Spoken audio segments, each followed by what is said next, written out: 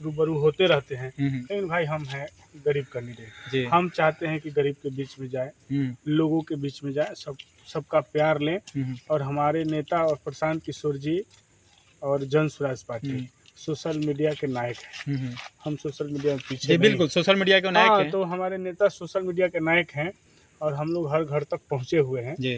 तो हम समझते हैं कि सोशल मीडिया में बहुत पीछे नहीं है। लेकिन अगर आप लगता है कि आपको कि हम लोग पीछे हैं तो उसमें आपसे और अलग नहीं बड़हारा विधानसभा में खास करके बड़हारा विधानसभा, बाकी प्रशांत किशोर जी हैं तो सोशल मीडिया के एकदम नायक हैं, लेकिन बड़हारा विधानसभा में आप जो है बड़ा कम दिखाई दे रहे हैं सोशल मीडिया पे।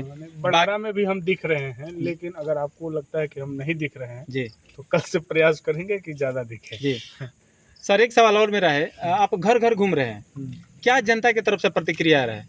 देखिए, जनता की तरफ से तो जो प्रतिक्रिया है उसका वर्णन नहीं हो सकता है जी।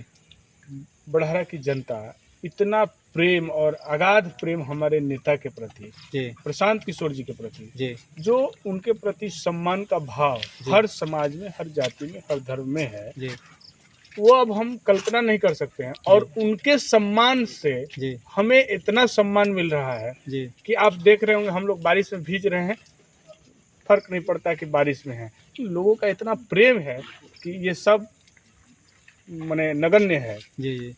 पैदल चलना, बारिश में भीजना, कीचड़ में चलना, ये कोई महत्व ही नहीं रह गया। लोगों का इतना प्रेम है, सबसे इतना आशीर्वाद मिल रहा है, इसका कोई वर्णन नहीं है।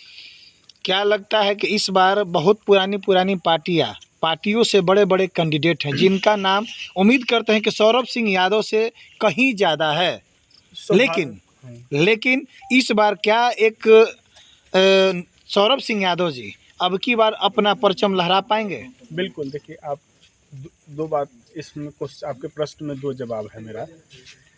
सौरभ जी से मजबूत कैंडिडेट हैं, इसमें कहीं दो मत नहीं है।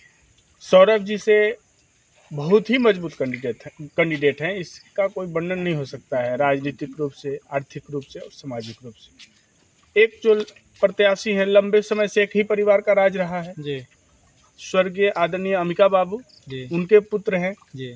अंबिका बाबू का लंबे समय तक प्रतिनिधित्व रहा, वो स्वतंत्र सेनानी रहे और हम लोग के आदरणीय हैं, और उनके पुत्र हैं आदरणीय राघवेंद्र बाबू। तो लंबे समय से तो स्वाभाविक तौर पे वो हमसे मजबूत हो सकते हैं जी, इसमें कोई संदेह नहीं है कि मजबूत नहीं है।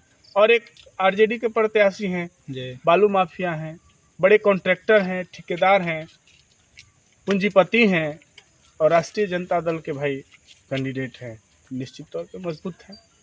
लेकिन आप विचार करिए, बैक जाइए कुछ दिन पहले हमारे नेता प्रशांत किशोर जी ने कहा, इन सभी पूंजीपतियों से आपके घर के बेटा को, आपके बीच के बेटा को लड़ाएंगे, जो कल्पना नहीं कर सकता है। उन्होंने किया है प्रशांत किशोर जी ने।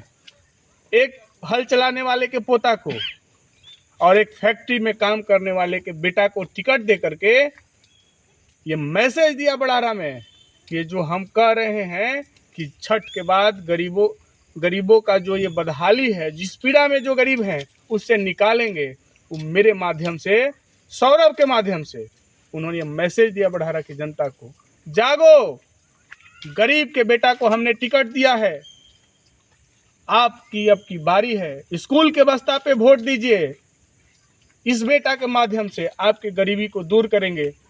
स्कूल का बैग ही गरीबी से निकलने का एक रास्ता है, और शिक्षा और रोजगार हमारी पार्टी का सबसे इम्पोर्टेंट मुद्दा है, जो आप सबको इसकी चर्चा करनी चाहिए। वो शिक्षा कैसा चाहते हैं? उस देश में लोहिया जी कल्पना किए थे कि देश में शिक्षा एक समान होना चाहिए। कांग्रेस के विरोध में कांग्रेस ने नारा दिया था, रोटी और कपड़ा मकान के नाम पे वोट मांग रहा था, तो कांग्रेस के विरोध में लोहिया जी ने एक नारा दिया था, नहीं चाहिए रोटी कपड़ा और मकान, हमें चाहिए शिक्षा एक समान, तभी हमारे देश का कल्याण हो सकता है। यदि हमारे देश के प्रधानमंत्री कहते हैं कि देश मेरा विश्व गुरु बनेगा, तो ऐसे नहीं बन सकता है। बगैर शिक्षा के अंतिम पंक्ति पे बैठा हुआ व्यक्ति यदि आगे नहीं आएगा तो आप देश को विश्व गुरु नहीं बना सकते हैं।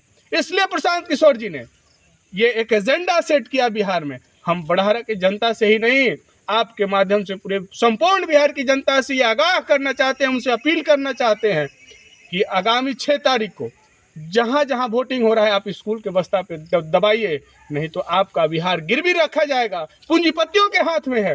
ये बिहार ज्ञान की भूमि रहा है। ये बिहार विक्रमशिला विश्वविद्यालय, नालंदा विश्वविद्यालय, भगवान गौतम बुद्ध का ज्ञान यहीं पे हुआ।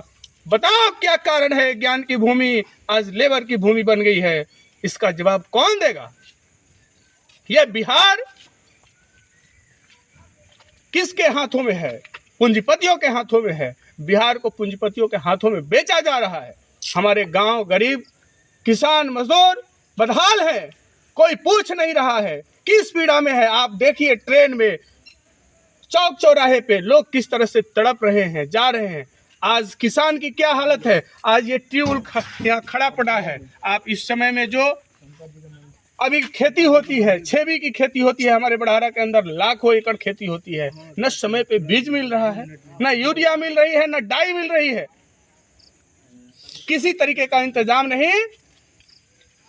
ये सरकार के लोग सिर्फ 5,000 10,000 दहाड़ के नाम पे और जीविका दीदी को 10,000 के नाम पे ध्यान भटका रहे हैं, बरगला रहे हैं। इसकी समुचित व्यवस्था होनी चाहिए। किसान हमारे लोग 10-20 हज़ार के लिए जा रहे हैं, किसान छोड़ करके 2-4 बीघा जमीन वाले भी दिल्ली बम्बे जा रहे हैं। ऐसा क्यों नहीं व्यवस्था हो रहा है कि 2-4 बीघा खेती करके भी 2-4-5 लाख रुपया कमा सकते हैं? सब्जी की मंडी बनानी चाहिए यहाँ पे छेवी की, लाखों एकड़ यहाँ छेवी खेती हो रहा है। इसका जवाबदेही कौन देगा? बताओ बड़हरा का विधायक, लंबे समय से राज कर रहे हो, आपकी जमीर नहीं जगती? आप राजा हैं, राजा की तरह कोठी में रहते हैं, क्या आप चिंता नहीं कर सकते गरीब को? गरीब जग चुका है।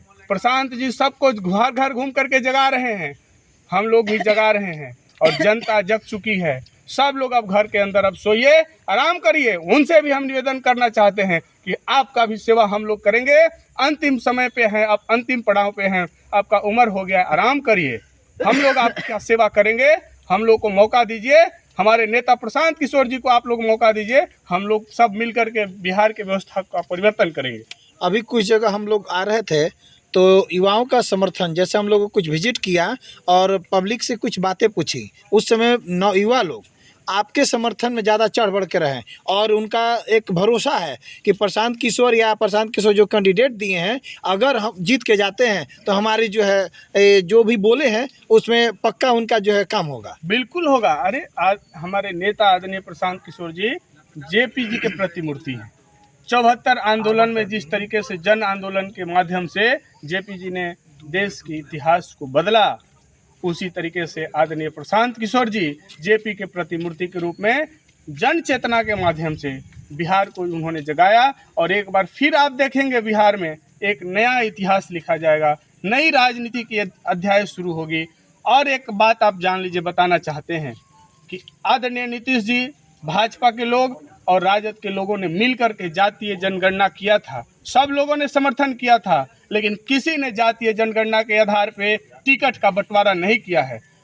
पहले नेता हैं देश में और बिहार में जिन्होंने बोला जिसकी जितनी जाति उसकी उतनी भागीदारी, उसके हिसाब से उन्होंने टिकट दिया। बताइए पिछड़ों को कौन टिकट दिया? 55 टिकट उन्होंने प्रशांत किशोर जी ने दिया और जादुओं को 30 से 35 टिकट दिया। कौन पार्टी दिया बिहार के अंदर? बताइए। आप जाति के नाम पे आप लोग वोट मांग रहे हैं, भाजपा के नाम पे लालू जी और लालू जी के नाम पे भाजपा डरा करके वोट मांग रहे हैं। जाति में जाति और धर्म में धर्म बांट करके आप लोग वोट मांग रहे हैं। तो आप हक किसको दिए हैं? ये इसलिए ये सब कंबल ओढ़ के घी पीने वाले लोग हैं। सतर्क हो जाइए बड़हरा के लोगों। मैं आप सब से निवेदन करना चाहते हैं, अपील करना चाहते हैं कि ये सब बहुरूपिया हैं, एक दूसरे में सब मिले हुए हैं। आप लोग प्रशांत किशोर जी पे भरोसा करिए, स्कूल के बस्ता पे भरोसा करिए। 6 तारीख को सुबह में लाइन लग करके और 4 नंबर पर ईवीएम के क्रमांक पर वोट दीजिए, स्कूल के बस्ता छाप पर, तभी बिहार बदलेगा और बड़हरा बदलेगा। सर बहुत बढ़िया।